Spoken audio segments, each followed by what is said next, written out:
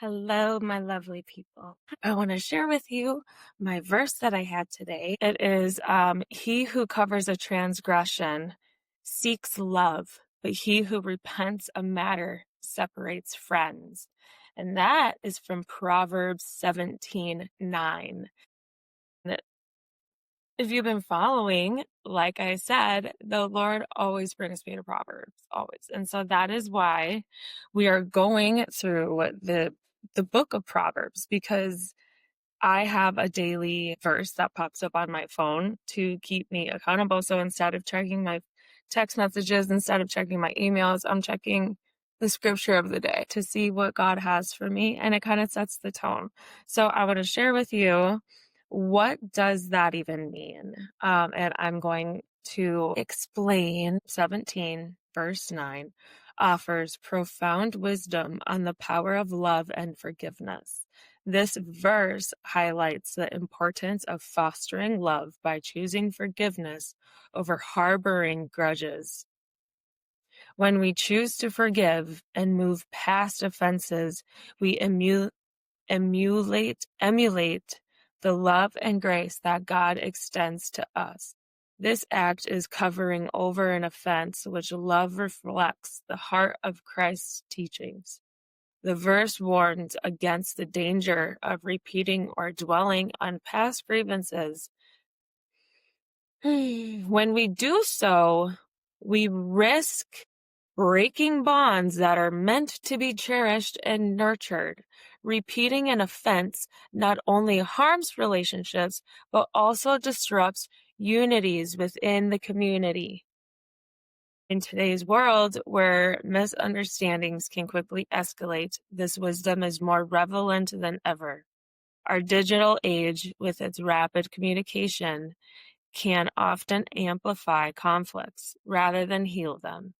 This verse encourages us to pause, reflect, and choose love. So I'm going to pause before I continue, but how easy is it to just be so upset? Because in my last episodes, I've been talking about forgiveness and love, and this daily verse that randomly comes up. Maybe someone that's listening that needs to hear this. You don't need to hold grudges in your life, and that it's okay to let go. And whatever you're holding is just baggage in your soul. It's baggage in your heart.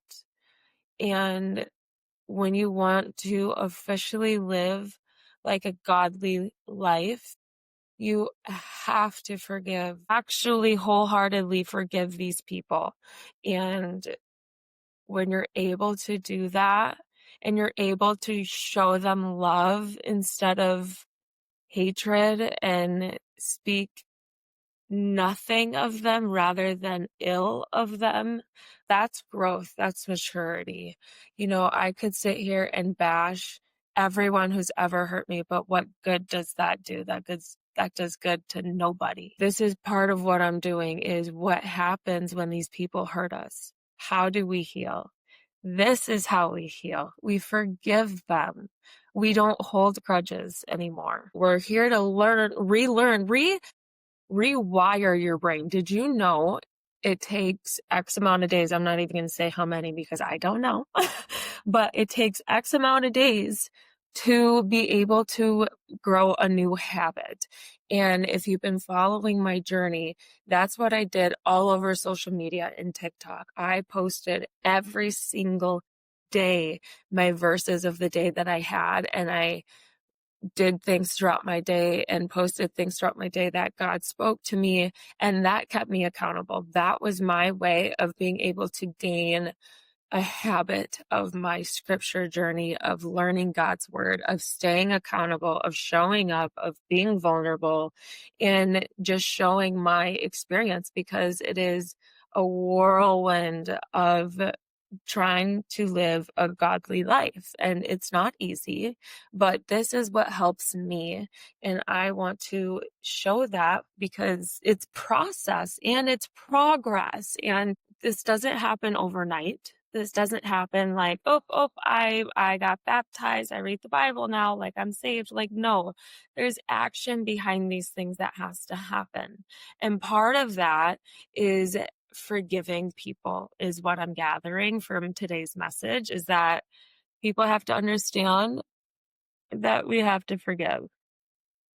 So, lesson of today, write down, here's your challenge for today.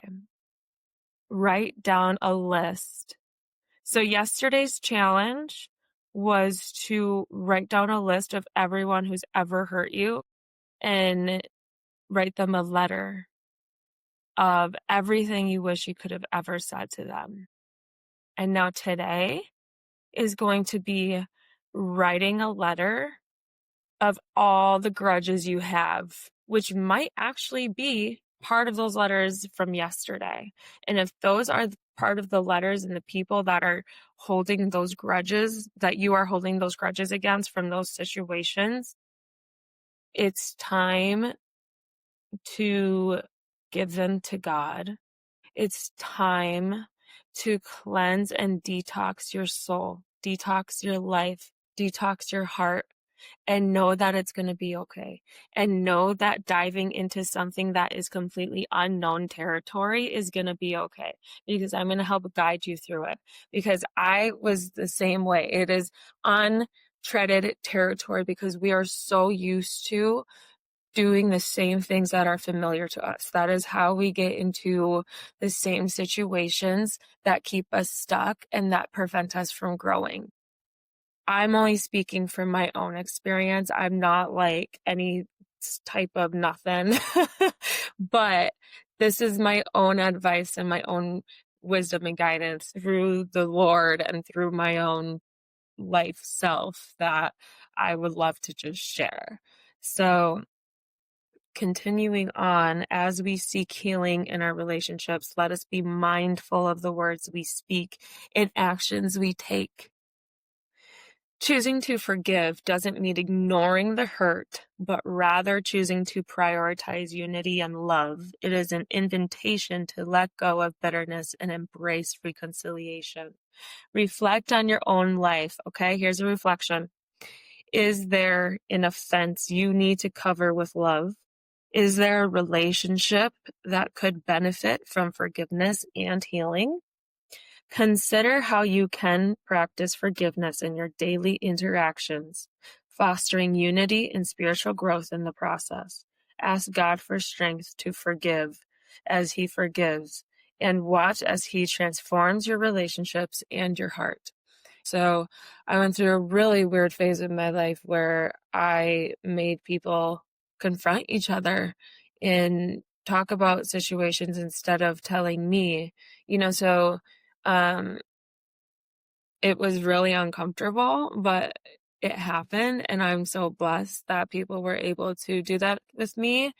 And I was able to kind of guide through those situations, but it also, like, God just goes to show, like, we need to heal. We need to reconcile. It's not good to keep hatred in your heart. Like, miserable people love misery. And maybe, there's no changing that in some people, and they have to find that on their own. And some people are waiting just for confirmation to dive into the unknown. And those are the people I'm talking to. You, the believers that are still here listening, wondering, what is God? Who is God? Why do I need to believe in God? What good comes from believing God? I have broken up with a lot of my sins, and because of God and His word, I was able to do that. And I want to share that with the world because the world needs God. And sometimes you're going to be the villain in some people's stories no matter what. Even if you ask for forgiveness, even if you try to reconcile and it doesn't work, then it doesn't work. Like, you can only do so much. And when you are able to do that much, just think of, like, when they're going to be in a better spot. They're going to remember the day that you try to ask for forgiveness from them or you try to reconcile. And that will be a beautiful moment because that means that something changed in their heart where they're able to see life in a better way to accept your forgiveness. And maybe they will ask for forgiveness in return. But through God and through God's grace, He knows what will happen before you do. So we are going to stay on our beautiful track.